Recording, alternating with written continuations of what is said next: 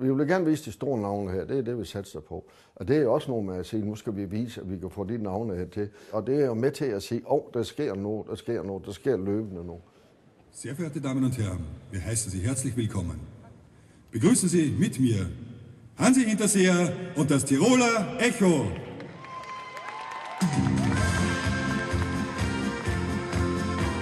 Jeg ser frem til at skal se Hansi igen. Jeg har set ham i Stuttgart og i Hamburg og i Horsens, og jeg har næsten alle de CD'er, der er her i brochuren. Jeg har faktisk aldrig hørt ham så meget, men min mor, hun kan rigtig godt lide Hansi Hinterseher. Og hvad kan du? Jo, jeg kan godt lide det musik også. Det er måske ikke lige det, jeg vil sådan normalvis gå ind og høre, hvis jeg skulle alene ind og høre det, men jeg synes, det er noget meget festlig musik, hvor man bliver i rigtig godt humør.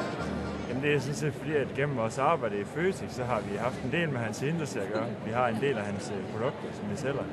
Og så vandt vi nogle penge i en konkurrence, og så besluttede vi os for, at det kunne være meget sjovt at komme ud og se ham live. Jeg synes, det er glad musik. Jeg er en af de der sådan pusseløjle. Jeg forstår ikke ret meget tysk, så jeg forstår faktisk ikke, hvad det er, han synger. Men jeg kan rigtig, rigtig godt lide musikken. Det er altid glad musik, og bliver et godt humør. Jeg kan godt lide at danse. Jeg forstår faktisk ikke, hvad han synger. Good day, Denmark! Good day, kære fans. Oh, it's nice to be here. Really, thank you very much. But I have something to say. Ať pass auf, ich muss euch etwas erzählen.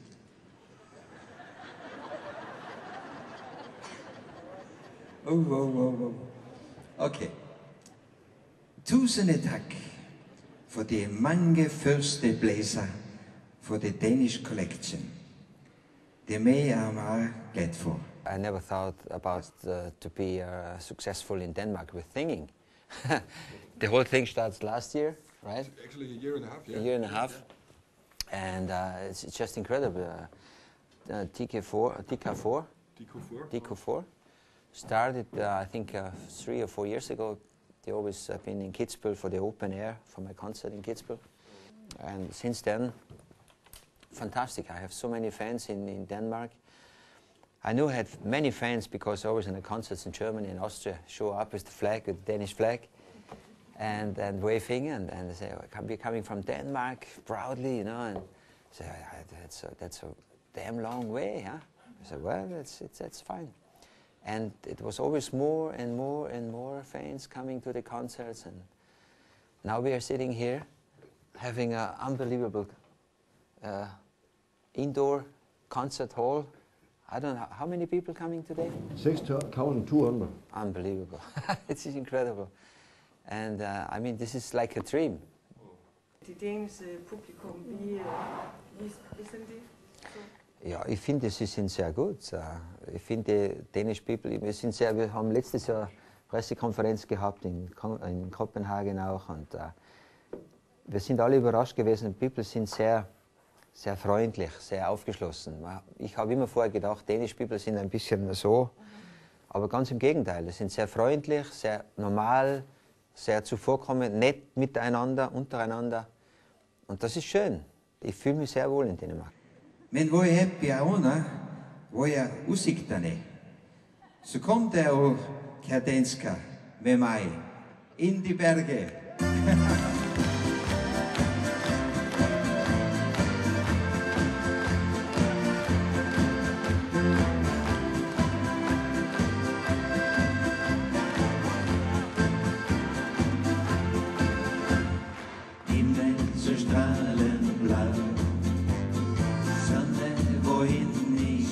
Det er første gang, vi har 2 store koncerter på samme dag.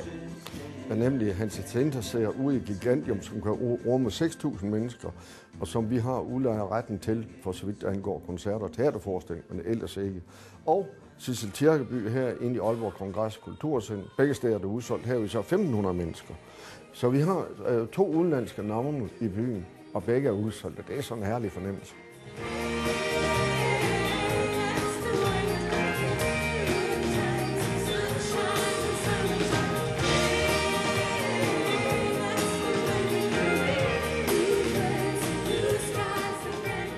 Hvor vigtigt er det, at der er så bredt et repertoire? Jamen, jeg synes, vi har pligt til det. og det har, synes jeg, alle hus af vores karakter har pligt til at lave så bredt ud hus som muligt. Altså, de huse her er jo finansieret hele vejen i, og der er flest i Jylland. Der er en hel række i Jylland. De er jo finansieret ved hjælp af offentlige, og det vil sige kommunale midler.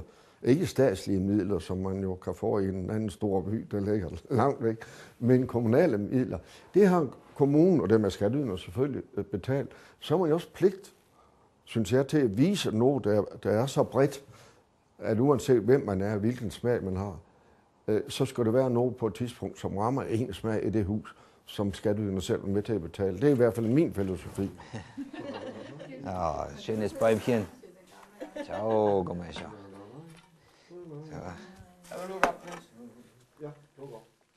Hvorfor i det hele taget plante et træ? Ja, så det er der mange, der har spurgt om. Svaret er sådan set let, eller det er altid bagefter. Men i starten, så tænkte jeg, vi vil ikke have, som jeg havde i Holstebro, bare før sådan en almindelig skrabbo og uklipså. For det er en eller anden idé, der var anderledes. And in Danish, you shall plant a tree, eller in English, you shall plant a tree. Translation in English. Yeah. Not in Deutsch. That's fine. I Hollywood, der planter de jo sådan med foden ned i vådt ler, og så får de et fodaftryk med navn på, og så videre, bliver berømt på den måde. Fame og Fall er jo noget lidt i den retning også. Og tænkte, jeg må finde noget, der er anderledes. Og så kom jeg på idéen med træplanten. Hvis vi nu planter et træ og får den med til det, det er jo noget, der består. Hansi Hinterseer. Wow. Har vi ikke også en baum? Ellen Page. Aha. Og her. Så en ganze Wald. Og det kan jo stå i 100 år, eller 200 år, eller hvad ved jeg, i mange årtier, måske over 100. Og det synes jeg selv var en god idé, og det jeg synes faktisk også resten af holdet. Men vi skal ind til at starte, fordi ud af plantet træ, hvad er det for noget, hvorfor skal vi det, og så videre. Og det blev så Cliff Richard, som jeg kendte fra min tid i Holstebro, har lavet mange koncerter med, i hvert fald de første 6-7 stykker. Og så spurgte jeg Cliff Richard, vil du ikke være det, der plantede det første træ? Det ville han gerne. Og så plantede Cliff Richard det første træ i 87. Og der lavede vi så 3 rotunder. Vi regnede med, at vi når en skøn dag kunne nå måske op til 25 træer. Det var det, vi lavede plads til. Jeg tænkte, til at når det, så når vi aldrig nogensinde længere. Og nu skal vi så i dag med Hansi Hinterseer plante nummer 74 træ. It's my second tree I made now. One I had in Austria, in the mountains, and now it's the second one in Denmark, and I hope it grows really good. Og nu kan de ikke være derude mere. Nu skal de flyttes, og vi er kun 30 tilbage, og nogen skal flyttes andet sted hen. So, Bäumchen, alles gut, ja? Brav, schön wachsen in Dänemark. Schön wachsen in Dänemark. Og så skal du få en nyhed, og det er, at hvis alt går godt, og det gør det, så bliver nogle af træerne nu med musik i. Så det er noget, vi er ved at lave sammen med universitetet, så når du går forbi Elton John træ, eller Cliff Richard, eller Ross Whittaker, Cliff Richard, Congratulations, så skal der komme musik ud fra træerne. Og det er arbejde, man universitetet med en speciel lyd, som her nogen lyd i en osterklokke, nu jeg ikke forstår. Men det skulle gerne laves nu, i år, hvis jeg kan finde 1,4 millioner, det skal jeg så i gang med nu. And summertime. Nu sidder du jo også med Sissel Kjøkebys spade her. Hvornår hun plantede et træ? Jamen hun plantede jo allerede i 89, og så har hun jo set det senere, hun har jo været her senere, og så videre. Og nogen vil gerne se deres træ igen. Altså det er jo ikke alle, der kommer igen, men nogle af dem vender jo tilbage. Elton John, også Whittaker og hvem der nu helst. De kommer jo tilbage. Nogen forsvinder, og hører vi aldrig mere til. Og nogen består. Men de vil gerne se træ. Nu er det ligesom, efter vi har fået 74 af verdens største solistnavne på, så er det ligesom, nu er det pludselig blevet attraktivt for mange af dem at komme på den liste. Hvad betyder det for Aalborg, at man har sådan en kunstnerpark? Jamen forløb har det betydet meget for turister, for byens borgere og turister. Og så er det jo meningen, det skal bruges i turistmæssigt øje med, altså og simpelthen markedsføre, når vi nu og hvis vi får det færdigt, som er byen med træer med musik i, med kendte verdensnavne. Det skal nok blive mange turister vil gå, og byens borgere kan vise det frem, når han har været her, og han har været her, og Victor Borge har været her, og Rod Stewart har været her, og Bob Dylan har været her, og så videre. Og det tror jeg nok. Hvad betyder det for dig personligt, at du har dit fingeraftryk på den måde? I begyndelsen var det jo noget med forfængelighed også at gøre. Altså vi vil gerne vise de store navne her, det er det, vi satser på. Og det er jo med til at sige, der sker noget, der sker løbende noget.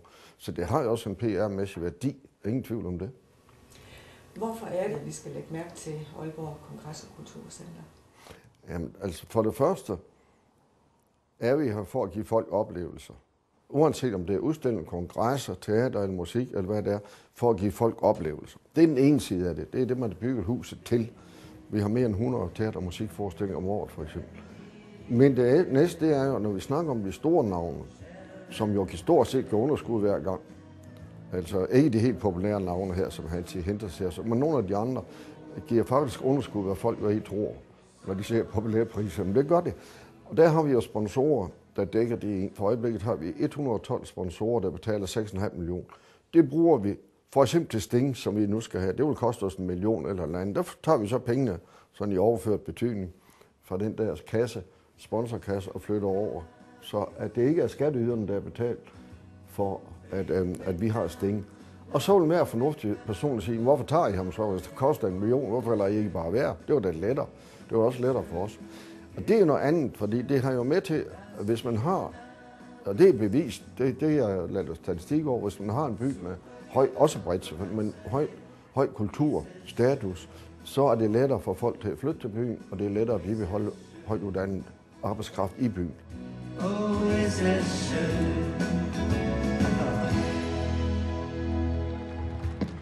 Hvis man foruden det så også kan være med til at gøre folk glade og give dem oplevelser. Jeg kan jo hverken synge eller spille eller danse, men nu går jeg måske med til at formidle det sådan. Min glæde ligger i, ligesom skuespillerens glæde ligger i at aflevere noget, der er godt og få applausen bagefter. Så ligger mine kolleger og min glæde jo i, at vi har haft noget, som folk var glade for. Så kan vi jo glæde os over, når det går udsolgt hus, og så de folk går hjem og er glade.